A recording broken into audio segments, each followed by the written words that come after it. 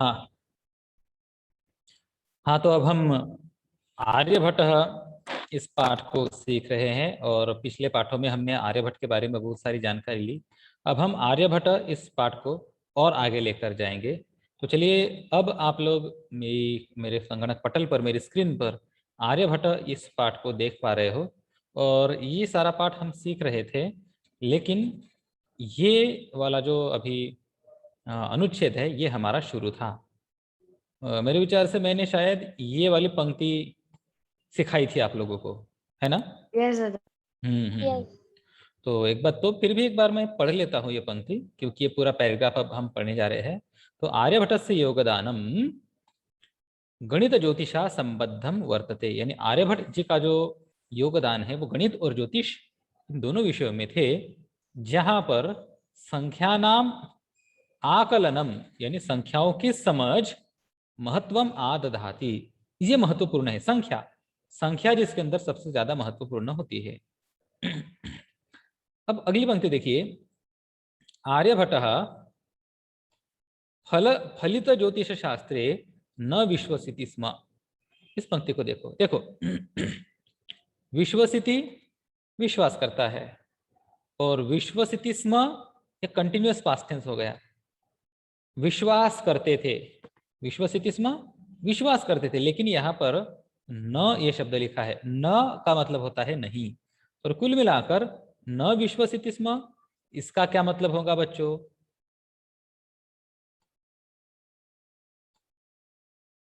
बोलो बोलो, अंदाजा करो। नहीं विश्वास करते। हाँ, विश्वास नहीं करते थे, न विश्वसिति स्म। अब देखो कौन विश्वास नहीं करता था? तो आर्यभट्ट न विश्वसिति स्म। आर्यभट्ट विश्वास नहीं करते थे। कहाँ विश्वास नहीं करते थे? तो वो है फलित ज्योतिष शास्त्रे।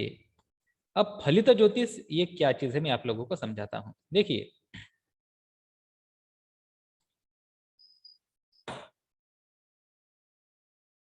बच्चों ये क्या है, मैं क्या बना रहा हूं यहाँ पर? ट्रायंगल, नहीं सॉरी रेक्टेंगल। ये रेक्टेंगल है क्या? पता है वो मंत्र जाप करने का वो ये है, कुंडली है। हाँ दादा कुंडली। कुछ कुछ लोगों का कुंडली पर भरोसा होता है, कुंडली से वो भविष्य कथन करते हैं, और कुंडली देखकर भविष्य कथन करना इसको फलित ज्योतिष शास्त्र कहते हैं। और आर्यभट्ट फलित ज्योतिष शास्त्री नहीं थे, फलित ज्योतिष शास्त्र पर उनका भरोसा नहीं था। अब वे क्या करते थे? गणितीय पद्धत्या, अब यहाँ पर गणितीय शब्द महत्वपूर्ण है। गणितीय पद्धत्या यानी गणित की पद्धति से, पद्धति यानी रीति, तरीका, गणितीय तरीके से कृतम आकलन माधृत्य एवं तेन प्रतिपादितम यद ग्रहणे राहु केतु नामको दानवो नास्ति कारणम। देखो ये जरा लंबा चौड़ा एक वाक्य है, इसको मुझे अच्छे से समझाना पड़ेगा। देखिए, आप लोगों को सूर्य ग्रहण और चंद्र ग्रहण इनके बारे में क्या पता है? क्या जानकारी है आप लोगों को? सूर्य ग्रहण यानी कि सूर्य ग्रहण यानी कि सनसेट, और चंद्र ग्रहण यानी कि मून सेट। दादा कुछ भी दादा, हाँ सन ना, और जब सन के सामने सब ग्रह लाइन में आ जाते हैं तब सूर्य ग्रहण होता, और जब चंद्र जब ग्रहण एक लाइन में आते हैं उसको सूर्य ग्रहण बोलते हैं। और सन अर्थ और दादा जब सन और सारे प्लैनेट्स एक लाइन में आते हैं उसको बोलते हैं सूर्य ग्रहण। और जब मून के सामने अर्थ और सन आ सन एक जाता साथ आते हैं तो तब उसे हाँ उसे कहते हैं चंद्र ग्रहण। मेरे जब प्यारे मून बच्चों, नहीं दिखता। सूर्य ग्रहण कहते हैं उस चीज को जब सूर्य और पृथ्वी के बीच में चंद्रमा जब आ जाते हैं, तब जाकर ऐसी स्थिति बनती है कि सूर्य दिखते नहीं है। इसको कहते हैं सूर्य ग्रहण। और चंद्र ग्रहण किसे कहते हैं? पूर्णिमा की रात होती है बच्चों, पूर्णिमा, फुल मून नाइट। अब पूर्णिमा की रात्रि होने के बावजूद भी उस दिन तो संपूर्ण सूर्य चंद्रमा देखने को होना, लेकिन उस दिन पृथ्वी आ जाती है सूर्य और हमारे इस चंद्रमा के बीच, इसीलिए पृथ्वी की छाया पड़ जाती है चंद्रमा पर, तो वो होता है चंद्र ग्रहण। इसको अंग्रेजी में सोनार इक्लिप्स और मूनार इक्लिप्स कहते हैं। अब प्राचीन काल में यह धारणा थी कि राहु और केतु नाम के दो दानव है, दो राक्षस है, जो कि सूर्य और चंद्र को खा जाते हैं, तो इसीलिए सूर्य ग्रहण और चंद्र ग्रहण होते हैं। लेकिन आर्यभट्ट जी ने, कोई भी नहीं है मीटिंग में, मैंने निकाल दिया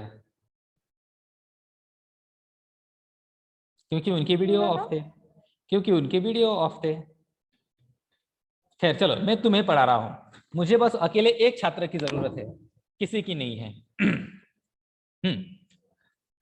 तो समझने की कोशिश करो। पुराने जमाने में यह धारणा थी कि राहु और केतु नाम के दो दानव हैं और ये दानव ही सूर्य और चंद्र को खा जाते हैं और सूर्य चंद्र को खाकर सूर्य ग्रहण होता है। लेकिन ये जो हमारे आर्यभट्ट जी है, इन्होंने गणितीय आकलन किया, गणित किया, ज्योमेट्री, अलजेब्रा जो कुछ भी है उनका, और उनकी मदद से उन्होंने साबित किया कि राहु और केतु कोई दानव नहीं है, बल्कि ये एक पात बिंदु है, नोड्स है, ये उन्होंने साबित कर दिया। अब यही बात हमारी इस पंक्ति में बताई गई है। अब इसको हम समझने की कोशिश करते हैं। देखो वो क्या कहना चाहते हैं। ग्रहणे राहु केतु नामकौ दानवौ नास्ति कारणम, ये एक व्यक्ति है, ये यानी एक वाक्य है। ग्रहणे, ग्रहण यानी सूर्य ग्रहण, चंद्र ग्रहण, इक्लिप्स। राहु केतु नामकौ, राहु और केतु नाम के दानवौ, दानवौ डीमंस, नास्ति कारणम, ये कारण नहीं है। कहां पर? ग्रहण करने में। तेन प्रतिपादितम, तेन यानी उन्होंने, और प्रतिपादितम यानी कहा, उन्होंने प्रतिपादन किया, उन्होंने स्टेटमेंट किया कि ग्रहण करने के लिए जो ग्रहण होता है, राहु और केतु नाम के दानव यहाँ पर कारण नहीं है। और कैसे आकलन किया, कैसे उन्होंने प्रतिपादन किया, किस वजह से किया, किस तरीके से किया? गणितीय पद्धत्या कृतम आकलनम अधृत्य। गणितीय पद्धति यानी गणित की जो पद्धति है, गणित के जो सिद्धांत है, उन पद्धतियों से जो आकलन उन्होंने किया, आकलनम, आकलन यानी अंडरस्टैंडिंग, और आधृत्य यानी लेकर। तो गणितीय पद्धति से जो उन्होंने आकलन किया, उसके हिसाब से उन्होंने प्रतिपादन किया कि राहु और केतु इन दोनों की वजह से ग्रहण नहीं होता है, बल्कि वहां पर कारण क्या है? तत्र तो सूर्य चंद्र पृथ्वी इति त्रीणि एव कारणानि, वहां पर तो सूर्य चंद्र और पृथ्वी ये तीन ही कारण है, दूसरा कोई कारण नहीं है।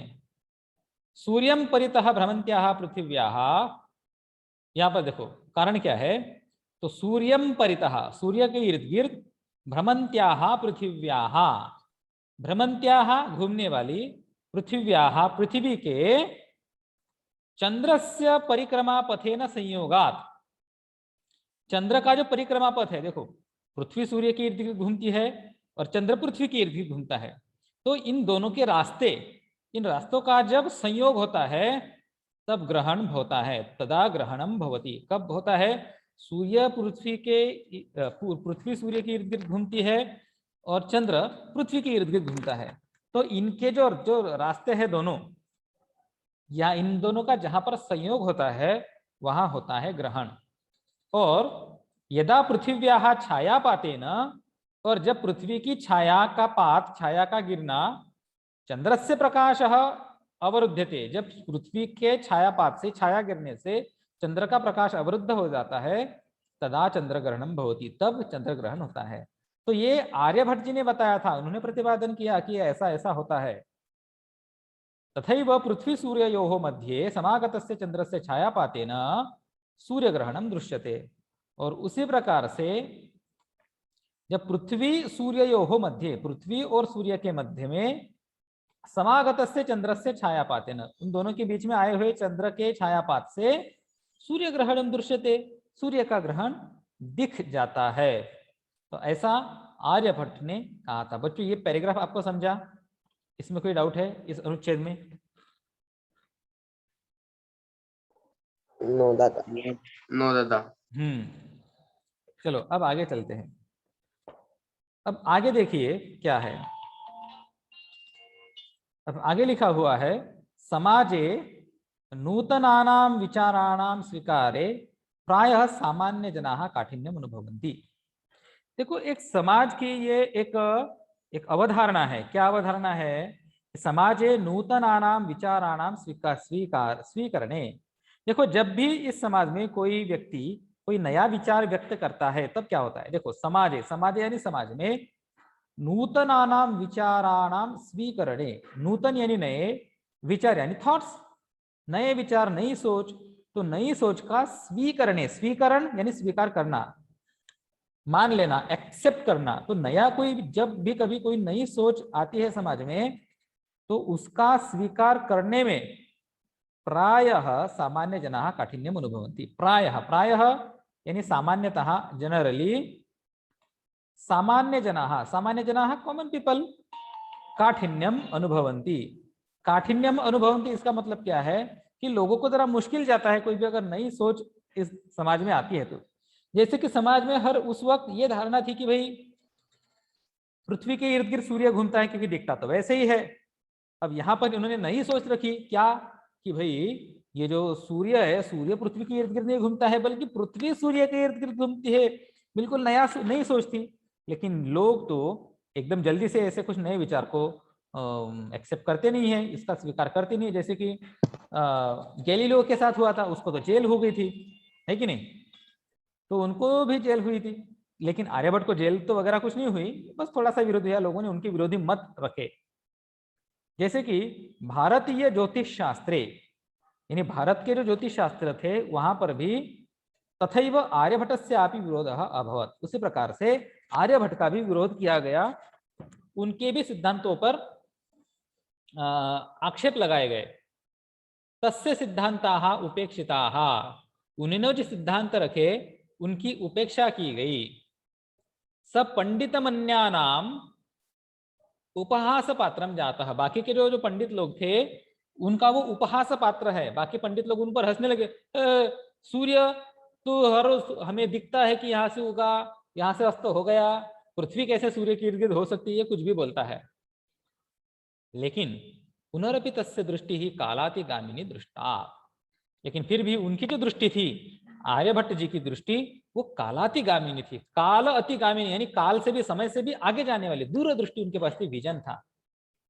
लेकिन आधुनिक ही वैज्ञानिक ही, लेकिन आज के जो आधुनिक वैज्ञानिक है उन वैज्ञानिकों के द्वारा तस्मिन यानी उनमें, तस्य च सिद्धांते, और उनके सिद्धांतों में समादरः प्रकटितः, आदर प्रकट किया गया। आज के जो विद्वान है, आज के जो वैज्ञानिक है, वैज्ञानिकों ने उन पर और उनके सिद्धांतों पर आदर प्रकट किया। और अस्मादेव कारणात्, और इसी कारण की वजह से अस्माकं प्रथमोपग्रहस्य नाम आर्यभट्ट इति कृतम। बच्चों ध्यान से देखो, हमारा जो भारत देश है, भारत का जो सबसे पहला उपग्रह है, उपग्रह सैटेलाइट जो पृथ्वी के इर्द गिर्द हम छोड़ते हैं, उस पहले उपग्रह का नाम आर्यभट्ट ये रखा गया। याद है किसी को? Aryabhata was our first satellite. Yes sir. Yes दादा। अब देखो आखिर में ऐसा बताया गया है, वस्तुतः इंडीड, सच में भारतीयायाः गणित परंपरायाः अथ च विज्ञान परंपरायाः असौ एकः शिखर पुरुषः आसीत्। वस्तुतः आर्यभट्ट हमारे भारतीय गणित परंपरा के और विज्ञान की परंपरा के ये एक बहुत बड़े शिखर पुरुष थे। शिखर का मतलब होता है समिट, यानी ऊंचे दर्जे के व्यक्ति थे। बच्चों इस प्रकार से हमने इस पाठ को पूरा किया है। आपको अगर इस पाठ में कोई भी शंका, समस्या, प्रश्न हो तो आप लोग मुझे जरूर पूछ सकते हैं। मैं आप लोगों के प्रश्नों के उत्तर हमेशा देता रहूंगा। यस दादा।